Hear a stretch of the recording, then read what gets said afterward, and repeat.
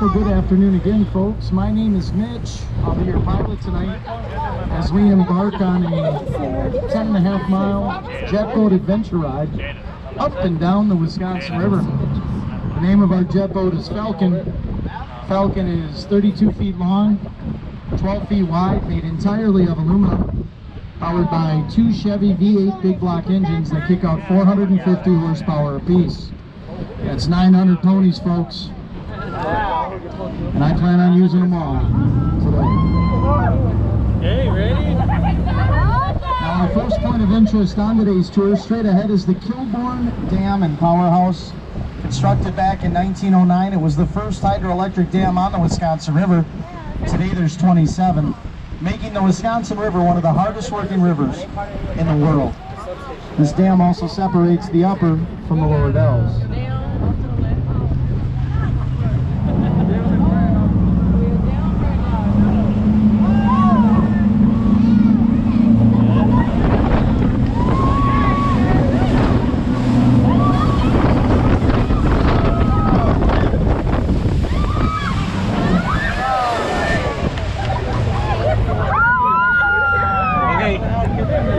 Yeah, that's good. You can do that when it's going full, okay?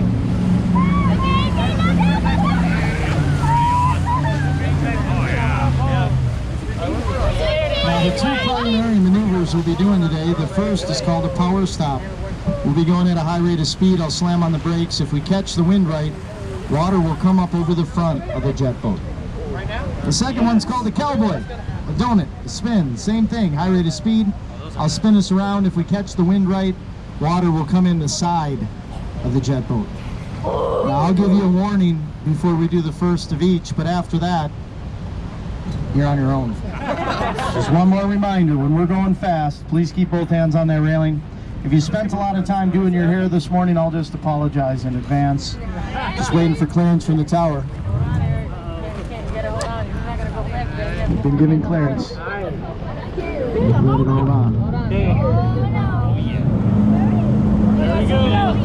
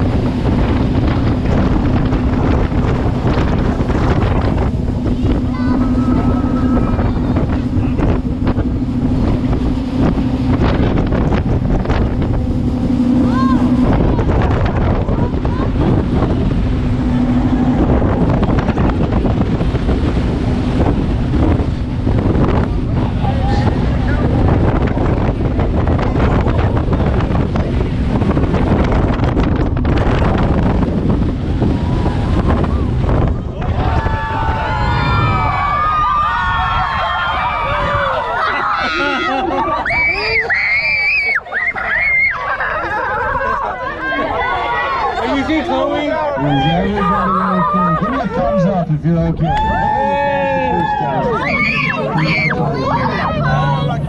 But like I said, the warnings are now done.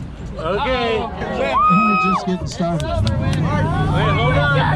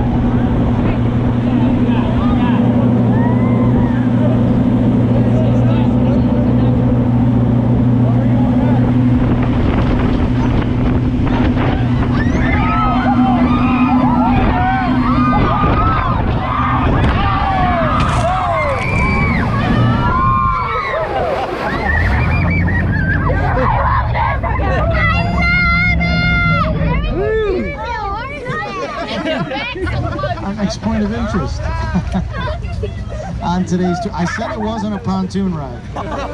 Our next point of interest on today's tour, straight ahead of the jet boat, silhouetted against the sky. It's called Hawks Peak. Follow the top of the cliff over the river, and then use your imagination. The top of that rock could be the top of a hawk's beak. That rock in between could be its tongue. That lower rock could be its lower jaw. Now stretch your imagination just a little bit further. That slit above the top of the beak could be the hawk's eye.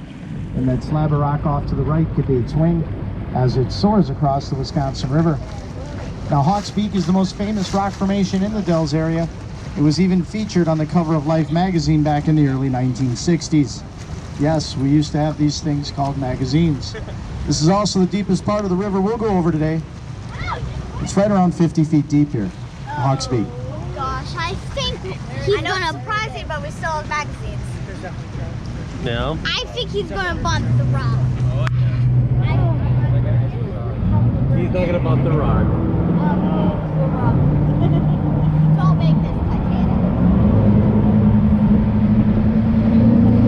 Okay,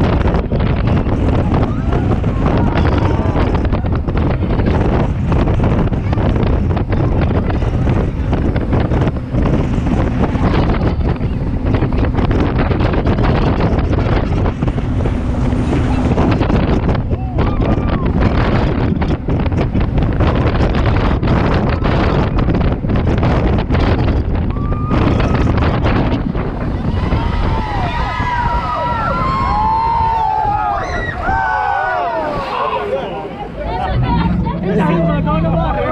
What do you think? Good. Yeah. And this is not scary at all. It's Yeah, good. This is a slow no wake area for us jet boaters. So as we troll through here, I'll point a couple things out to you. To the right, that's Dell Creek.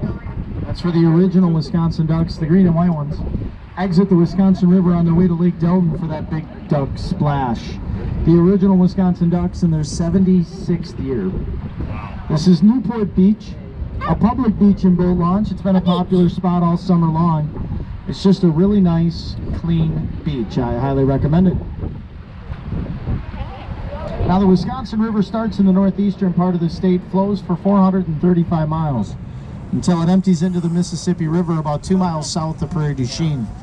Now the Wisconsin River is an excellent fishery, loaded with walleye, pike, and muskie, large and smallmouth bass, catfish, lake sturgeon, all the different species of panfish, just to name a few. When you're fishing in the Wisconsin River and you get a bite, you can never be for sure what's at the end of your line.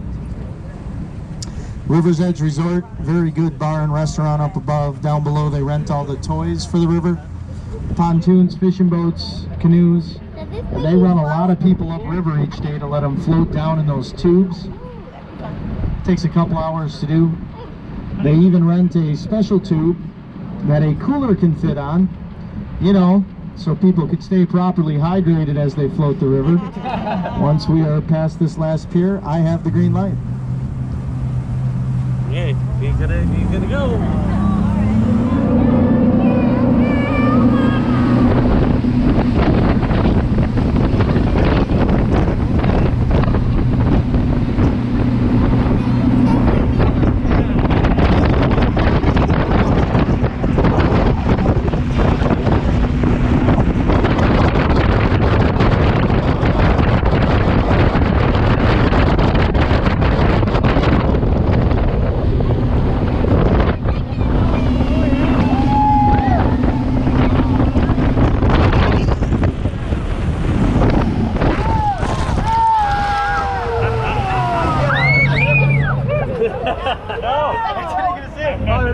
I'm going to talk about a couple of these rock islands now, starting with the one just ahead of us here. It's called Sugar Bowl Rock, named that by a hot air balloonist in the late 1800s. He said it looked like a sugar bowl from the sky. I don't know about that one. You see those caves and caverns going into Sugar Bowl Rock? Those are called the Caves of the Nahuna. Nahuna meaning big, ugly fish. That big ugly fish they were referencing was the lake sturgeon. You see, the Native Americans would go inside these caves and caverns at night with a torch and a spear. The light of the torch would attract the lake sturgeon up, where they would then spear it. Now, it's my understanding it was a pretty big deal for a young brave to go back home with a fish bigger than he was. You see, the sturgeon in the river can get to be over 6 feet long, weigh 200 pounds. There's probably a couple of them swimming underneath the boat right now. Well, let's go in and take a closer look at these caves of the Nahuna.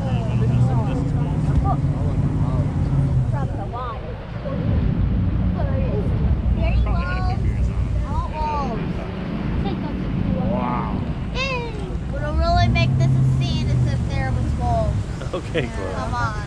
It would really make this fun if there was wolves. You just made it randomly still. Well, that's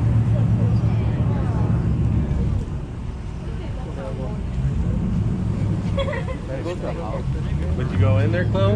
ooh, private beach. I would go. Would you go in there? Yeah. Yeah, Me would- too. You would too?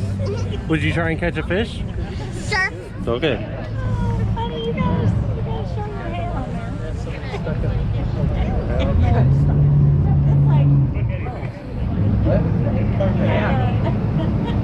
My boss was very surprised.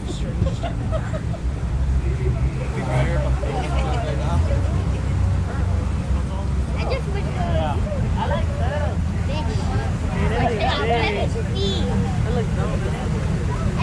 Would you jump off right there?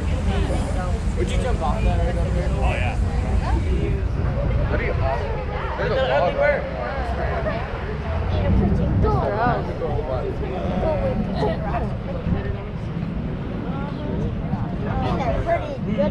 Now all these rock islands are made out of Potsdam sandstone, a very soft, porous, layered rock.